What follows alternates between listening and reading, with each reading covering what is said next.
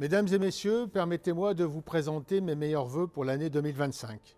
Ces premiers jours de janvier sont l'occasion de rendre hommage aux policiers, gendarmes, sapeurs-pompiers volontaires et professionnels et soignants.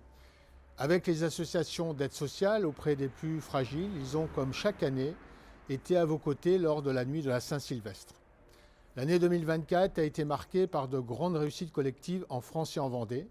Les Jeux olympiques et paralympiques de Paris ont été un succès sportif et d'organisation. Ils ont donné une image renouvelée de notre pays dans le monde et la Vendée a pris sa part dans cet événement historique en réservant un accueil triomphal à la flamme olympique le 4 juin et à la flamme paralympique le 25 août.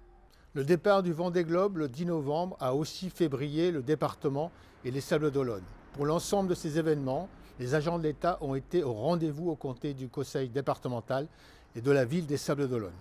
Cette capacité à réaliser ensemble de grandes choses doit être une source de confiance et nous guider. Cette nouvelle année commence avec quelques incertitudes. La continuité financière de la nation est assurée par une loi spéciale promulguée le 20 décembre et le gouvernement nommé le 23 décembre œuvre pour préparer un nouveau budget. Les services de l'État en Vendée s'engagent dans l'année 2025 avec détermination. La persévérance est d'abord de mise pour la sécurité de tous. En 2024, nous avons mené plusieurs opérations coordonnées contre la délinquance. Policiers et gendarmes ont démantelé de nombreux trafics de stupéfiants.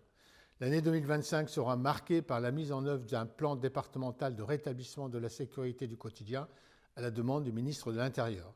L'État intensifiera encore ses efforts pour lutter contre les trafics, les violences intrafamiliales, l'insécurité routière et toutes les formes de délinquance. L'État continuera aussi de porter avec détermination les projets répondant aux défis d'aujourd'hui et de demain.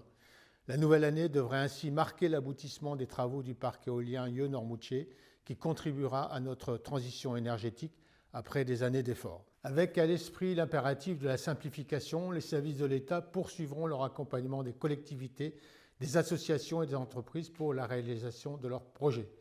Malgré une conjoncture plus incertaine, la poursuite du travail engagé en matière d'investissement d'avenir, d'accompagnement vers l'emploi et d'accès aux services publics doit nous permettre d'aller de l'avant. Enfin, l'écoute sera à la base de notre action. Je poursuivrai le dialogue avec les groupes professionnels, en particulier les agriculteurs et les pêcheurs, mais aussi les entrepreneurs et les artisans, de même que le monde associatif, et bien évidemment les maires et les élus locaux. Car c'est bien en agissant collectivement que nous pourrons répondre aux défis de 2025. Mesdames et messieurs, je vous souhaite à nouveau une belle et heureuse année 2025.